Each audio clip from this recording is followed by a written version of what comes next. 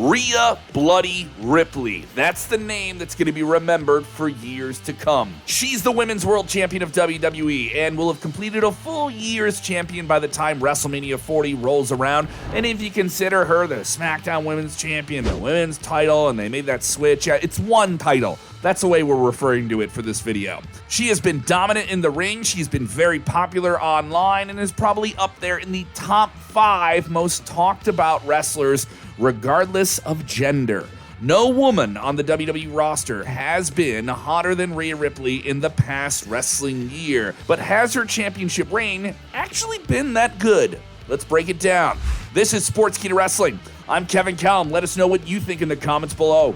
Out of all the members of the Purple and Black Judgment Day faction that has turned Monday Night Raw up on its head in the past year or so and has eaten up a lot of TV time, it's hard to argue against the fact that Rhea Ripley has benefited the most from this collective group.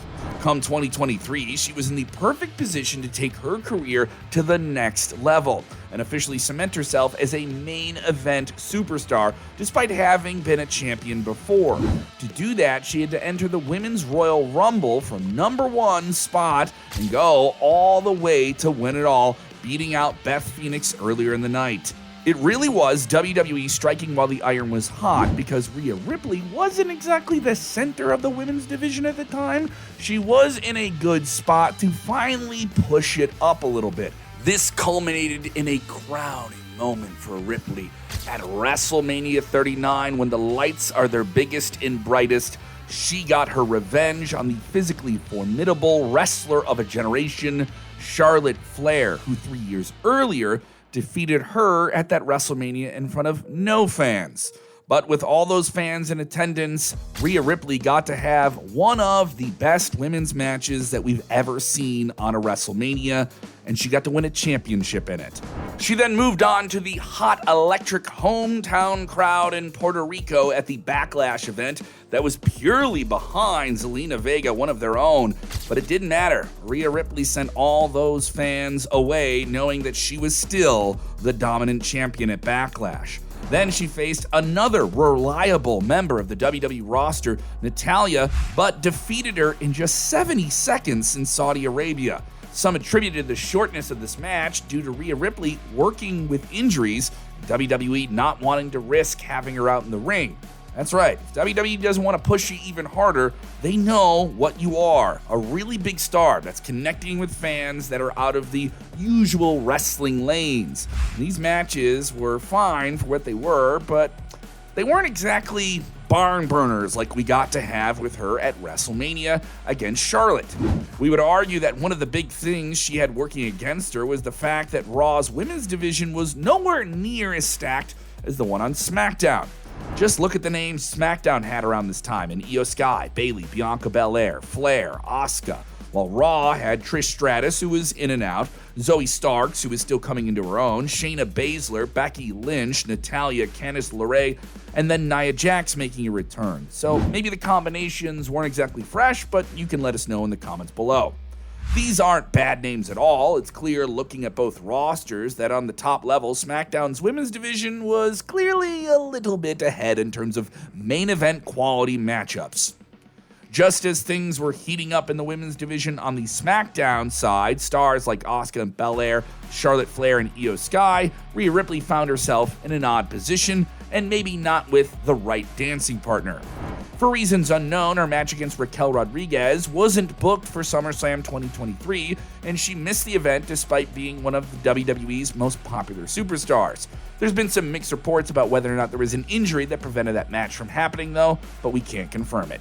Instead, they faced off at Payback, where Ripley won in a definitive fashion against someone who has the same size and power as her. She followed this up by taking on another physically challenging foe in Nia Jax, and that came in swooping like a vulture with a statement. Nia was still a few months away from being ready, so she wasn't in a position to really challenge legitimately for the women's world title just yet, but you gotta get Rhea out there. Rhea continued to take on challengers at the Crown Jewel event in Saudi Arabia, along with 4 other women, all of whom were defeated by Rhea Ripley in a strong effort. After that, the division was sort of dry, and only Zoe Stark stepped up to the challenge. She's a bright star who has a bright future, but we always knew she wasn't going to leave Survivor Series, and Rhea Ripley continued to be red hot, very popular with new fans and old fans. She seemed clear as day by this point that Rhea Ripley's title reign had fallen into an unfortunate territory of being a tad bit predictable. Predictable's not bad, but if you don't have anything to pay off the predictions and really push it up a notch like we got to see once again at WrestleMania, it leaves you wanting a little bit more. It wasn't any fault of hers and had a lot more to do with the uneven roster split in WWE's women's division that, in the eyes of some, favored SmackDown.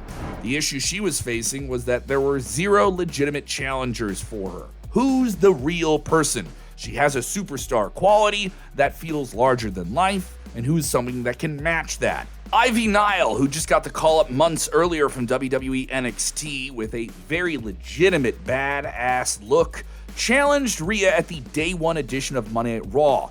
She showed promise, and her significant match against her was strong, but you knew Rhea Ripley was going to march on to her next significant challenger, Nia Jax, for round 2 at Elimination Chamber. A momentous show in Rhea Ripley's home country of Australia, where she made the full media tour and was treated as the big draw of the show outside of the Elimination Chamber matches themselves.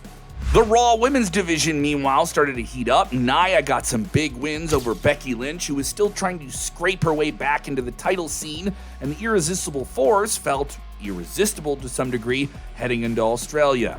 Nia was ready for the big time this time.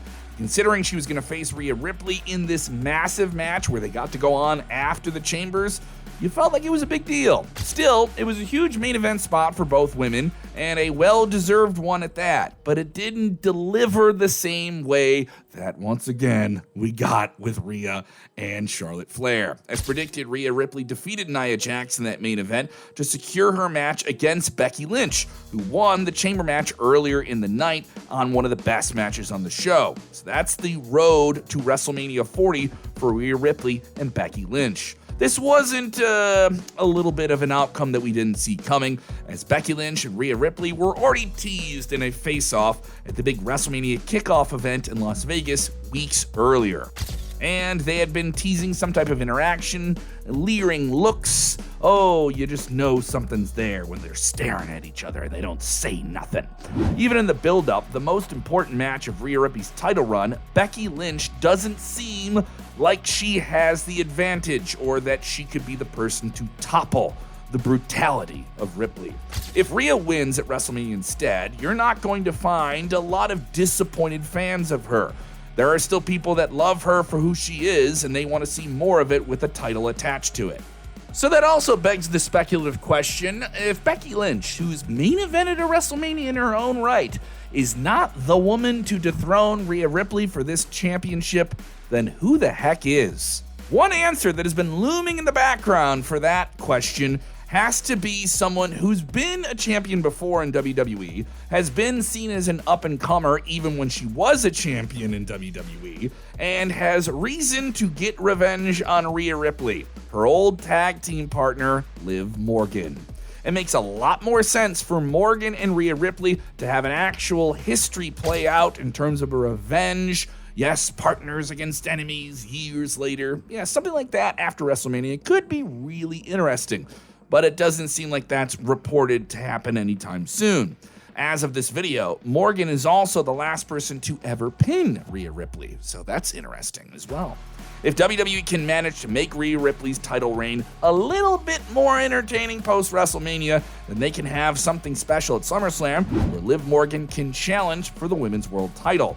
All WWE needs to do is quietly build Morgan back up to a top-level competitor, and it won't be that hard considering that she's always one of those people that fans are rooting for and could be once again rebooted for that type of scene. So assuming that Morgan is one to do it, it still doesn't answer our question.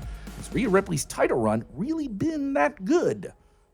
The answer is yes, and a little bit of no, depending on who you ask. The consensus seems to be that it has been a little bit underwhelming, not very underwhelming. Rhea has managed to retain her popularity in a huge way, something that normally never happens with some people who get hot that quickly.